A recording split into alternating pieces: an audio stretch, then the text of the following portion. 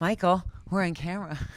Hi, welcome. Thank you. Thanks for taking time out. No, thank you for having me. I'm so happy that we could do this. It was a crazy weekend for me and with my son and checkups and all of that. So I'm so happy. How'd it go? Great, thank God. Great. We can breathe again for 4 months. Good. We, like you, are in love with CHLA. You never know you need it until you do, and then you'll do anything for it. We're there all the time. And we do a Giving Tuesday every November. It's on this special Tuesday where we literally bring our radio show into the lobby, and we have celebrities like you, like Drew Barrymore, and big supporters who come in. Oh, cool. That's great. Really? Yeah. You have to.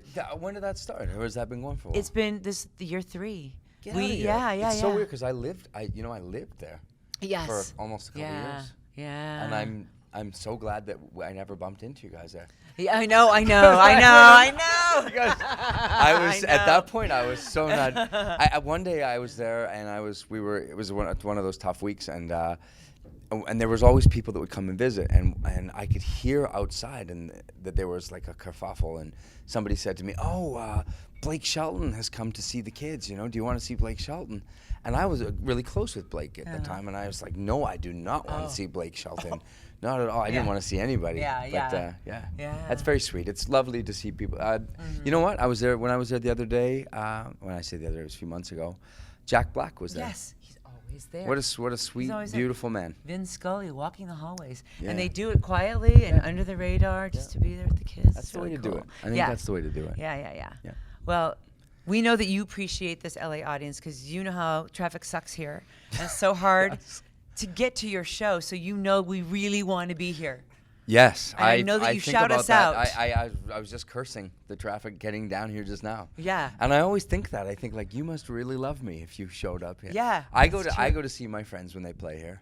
Yeah. And I know that I love them because it's a pain in the butt, but it's not as bad. I mean, it depends on when you come down, but I think getting anywhere in LA is tough. Yeah, it is tough. Right? It's always tough. Now we know you took a little time off. Yeah. Everybody knows why. Hopefully everything is, like you said. It's great. Scan to scan. We know that life. Scanxiety. Scanxiety. Right. You're right. Yeah. But you said that you got together with the band just for pizza and video games, and then you decided you realized how much you missed.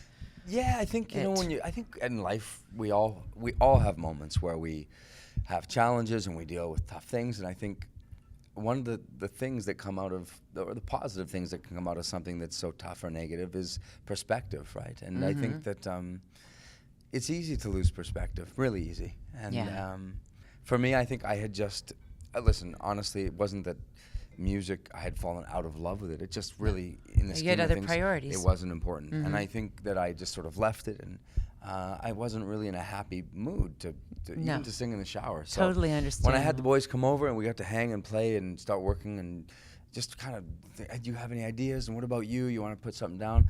I walked outside and I realized I was with a friend of mine. He was having a cigarette, and I looked at him and I said, "Oh my God, this is like, I forgot how much I love this." And so now that things are good and I get to do this every night, it's a constant reminder of how lucky, how fortunate I am. And it's probably very healing as well. Yeah, I mean, my kids ask me, why do you go, And I really couldn't think of a good answer. And finally one day I said to my son, "You know what, kid?" I said, "You fill up your dad with so much love."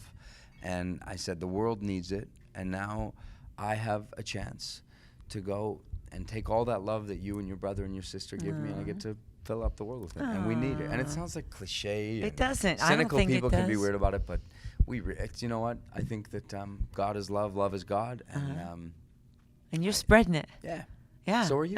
And we appreciate it, and we love it. So are you. Or if we made you feel good today. We replayed a part of your Corden carpool karaoke. We were talking about Noah, and then we played the song you wrote for Noah. Play Forever Now. Yeah. And so I was pulling all the audio clips, and I said to my husband, because I have a 17-year-old son, I said, "Try not to cry. You have to watch this," because we are having that anxiety of he's got one more year at home, and he's looking at colleges, and I'm like, "Oh, please go to USC," but he, you know what I mean? So my husband was a sobbing mess at the table, but we do feel good, so we made you our feel good this morning, and it was beautiful, and everybody loved it, and it brought us all to happy tears. That's what the song was about. The song was about time. It was about that how quickly it moves, and I think how not just romantic it is, but how sentimental that I am and we are about that kind of unconditional love, and how quickly it goes from, you know, them wanting to be with you and holding your hand to them having their own thing and you like just begging to have some of their time. Yeah. And Yeah. I love that. It. I love talk. I love, you know what?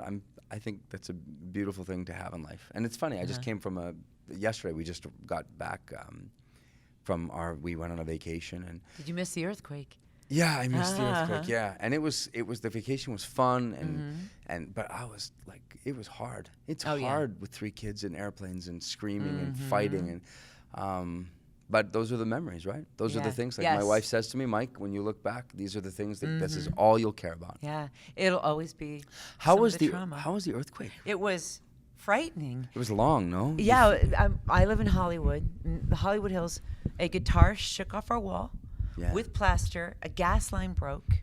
Rolling, long. It was a long rolling. In our joke. house, they broke a bunch of umbrellas and we had stuff come off our shelves and thank God it. You had your own earthquake. You had 3 kids on a plane.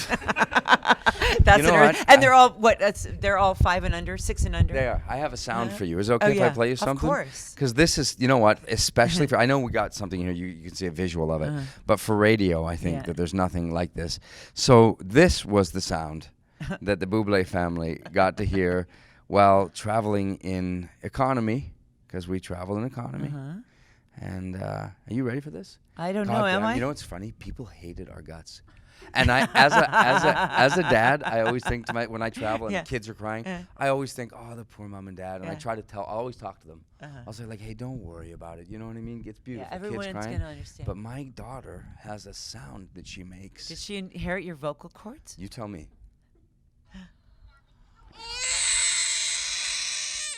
I think she did. 3 hours of that. Congratulations, you made it. And now you're going to be on stage tonight. It's a beautiful thing. This is the greatest paid vacation of my life.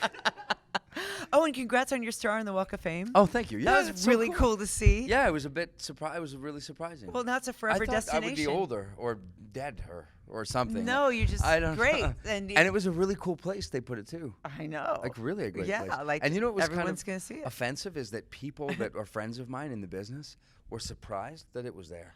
And I was like, why are you surprised that it's there? And they said, well, no, it's just such a great, I mean, you're right there. You're right like beside you don't deserve that. I was like, well, come on. Yeah.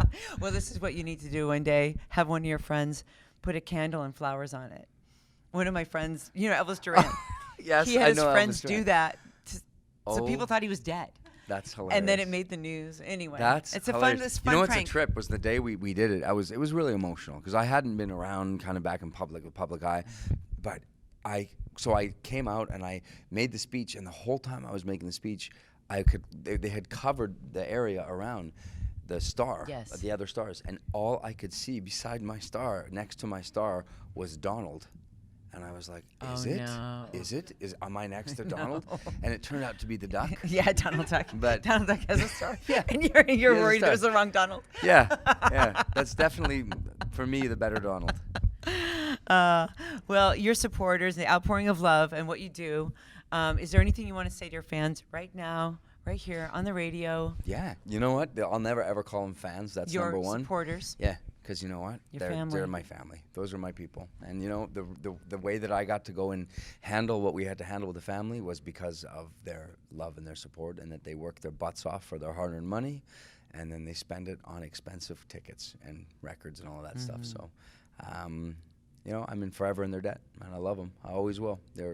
I'm connected to them, and they're connected to me, and I love that I can go on stage on nights like tonight, and I can show my appreciation. So great. We're blessed to have you. Thank you, Michael Bublé. Thank you so much for having me.